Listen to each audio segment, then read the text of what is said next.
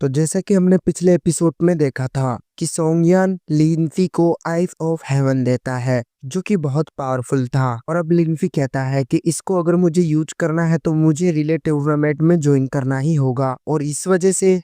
और अब आगे तो ये वाले एपिसोड में मास्टर वू दिखाया जाते हैं जो कि एक शॉट बना रहे थे और साथ ही साथ मास्टर वू ये सोच रहे थे कि जो मैं बनाना चाहता हूँ काश वो सही ही हो। कि तभी वो बना लेता है और लिनफी उसको और मास्टर वू कहता है तुम जल्दी से इसको अपना वेपन बना लो। और अब जो है लिनफी उसको अपना वेपन जैसे ही बनाता है तब उसमें से काफी सारी एनर्जी बनते हुए एक फ्यूनिक्स बना ही लेती है। अब इसको देखकर मास्टर वो बहुत ज्यादा खुश होता है ये कहते हुए कि मैंने फाइनली वो वेपन बना ही लिया जिसका खुद का एक स्प्रिट हो। और अब ये बात देख के जो लिनफी है उसको ग्रीट करता है और कहता है कि मैं मास्टर वो आपका बहुत बड़ा कर्जदार हूँ। लेकिन मास्टर वो मना कर देता है कि ये तो मेरे लिए एक ऑनर की बात है। और लिनफी कहता है कि मास्टर वो क्या आपने फायर ड्रैगन बोल्ट टेक्निक के बारे में सुना है, जिस पे मास्टर वो कहता है कि हाँ। और कहता है कि मैंने एक बुढ़े आदमी से पूरे 30 रुपए में वो टेक्निक ली थी पर वो मेरे लिए कुछ काम की नहीं निकली क्योंकि वो टेक्निक सिर्फ आधी ही थी। और तभी वो कहता है कि 30 रुपए में तुम्हें क्या ही मिलेगा इससे ज्यादा। लेकिन लिनफिंग कहता है कि मेरे पास उसकी पूरी टेक्निक है। अब इसको देख के मास्टर वो बहुत ज्यादा खुश होता है और कहता है कि शुक्रिया मुझे ये देने के लिए।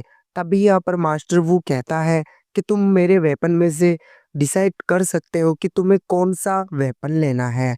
लेकिन जो लिनफी है वो मना कह देता है ये कहते हुए कि मुझे इन वेपनों का कोई काम है ही नहीं। क्या आप मुझे आपके जो कल्टीवेशन मेथड है क्या उस जगह पे मैं कल्टीवेट कर सकता हूँ जहाँ पे कि काफी सारी फ्लेम है। इसको देखकर जो मास्टर वो है वो उसको कह देता कि ठीक है अगर तुमने कहा ही है तो चलो मेरे साथ। और मास्टर वो उससे कंधे पे हाथ रखते हुए उसको टेलीपोर्ट करवा देता है और ये वही जगह पे आ जाते हैं जहाँ पे लिनफी फिर से कल्टीवेट करने लगता है। इधर जो है मास्टर वो उसको देख रहा था और वही टेक्निक को पढ़ता जा रहा था। और अब हमें पता चलता है कि जो लिनफी है उसको कल्टीवेट करने में बहुत दिक्कत हो रही थी क्योंकि बहुत भारी मात्रा में वहाँ का जो फ्लेम है वो उसके अंदर जबरदस्ती घुसे ही जा रही थी। लिनफी कहता है कि मास्टर वो मेरे लिए थोड़ी सी मदद कर दो। अब यहाँ पर जो मास्टर वो है उसके लिए एक बैरियर बना लेता है ताकि उसको कोई दिक्कत ना हो। लेकिन वो बैरियर ज्यादा देर तक नहीं टिक पाता और वो फिर से डिस्ट्रॉय बनते हुए वो एनर्जी लिनफी के अंदर घुसती ही जा रही थी। अब लिनफी चिल्लाने लगता है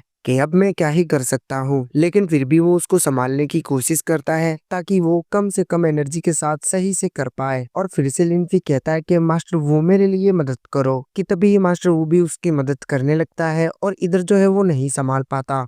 और अब सीन शिफ्ट होकर सोंगटियान के पास दिखाया जाता है जहाँ पे मास्टर डेंग आया होता है और वो सोंगटियान को कह रहा था कि क्या तुमने प्रैक्टिस कर ली उस रिले में टूर्नामेंट को ज्वाइन करने के लिए। जहाँ पर सोंगटियान कहता है क्या हाँ बिल्कुल जब तक जब तक टाइम है तो मैं यहाँ पर कल्टीवेट कर रहा हूँ। तभी मास्टर डैंग कहते हैं कि अपना ख्याल रखना। तभी सोंगटियान कहता है कि हाँ बिल्कुल मुझे क्या हो सकता है भला जब तक मैं मेरे पीक का एल्डर नहीं बन जाता। तभी यहाँ पर मास्टर डैंग सिर हिलाते हुए वहां से चला जाता है और अब देखता है लिनफी को जहाँ पे कि वो बेहोश होके पड़ा हुआ था। जहाँ पर मास्टर वू और लिनफी का मास्टर भी था। जहाँ पर लिनफी का मास्टर कह रहा था कि मुझे ठीक तरीके से पता नहीं कि क्या हुआ था इस वजह से तुम बताओ। और अब मास्टर वो बताता है कि कैसे क्या हो रहा था। अब इसके बाद उसका मास्टर उसके मेरिडियन जब चेक करता है तब यहाँ पर वो कहने लगता है कि ये बिल्कुल होश में आ जाएगा, अभी के लिए ये कोमा में है। और इसके अलावा इसके मेरिडियन डैमेज हो चुके हैं क्योंकि इसने काफी ज्यादा कल्टीवेशन अपने अंदर होल्ड कर ली थी और ये कुछ दिन बाद में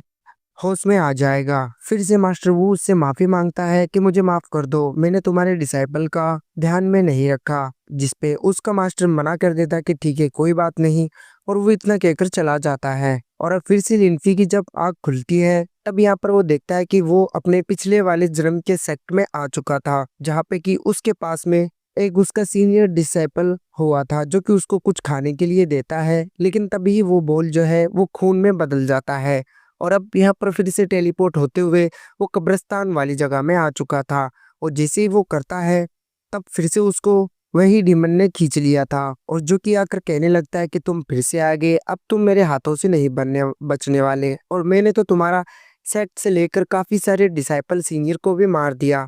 बताओ अब तुम क्या करोगे। अब लिंफी को थोड़ा दाल में काला लगता है और वो एक स्माइल मारता है और तभी वो कहता है कि तुम वो नहीं जो कि मुझे तुम दिख रहे हो। अगर वाकई में तुम डीमन होते तब अब तक तुम मुझे मार चुके होते बिना बात किए हुए बजाय। फिर से यहाँ पर अब लिंफी उससे फाइट करने लगता है और उसको वो मार देता है और लिंफी सोचता है कि ये तो काफी जल्दी डिस्ट्रॉय हो चुका। पर तभी ही उसको पता चलता है कि कोई फिर से उसके पास में आ रहा है। तभी उसको पता चलता है कि वो उसका दूसरा रूप था जो कि हूबहू उसका ही लिंफी का कॉपी था। अब हम दोनों में काफी घमासान युद्ध होने लगता है और जो इवल लिंफी है वो कह रहा था कि मेरे पास जितना तुम जानते हो उससे ज्यादा ही नॉलेज है और कल्टीवेशन भी, तब भी अब तुम मुझे नहीं हरा सकते।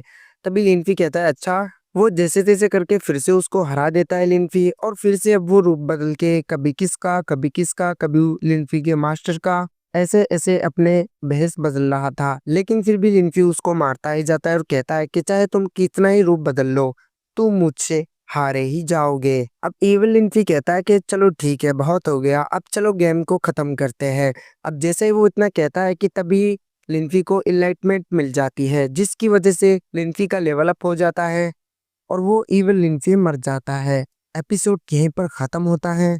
तो मैं आपको बता दूं कि इतना वीडियो लेट होने का कारण क्या है। मेरा फोन खराब हो चुका था। वीडियो अच्छी लगी हो तो लाइक एंड सब्सक्राइब जरूर करना।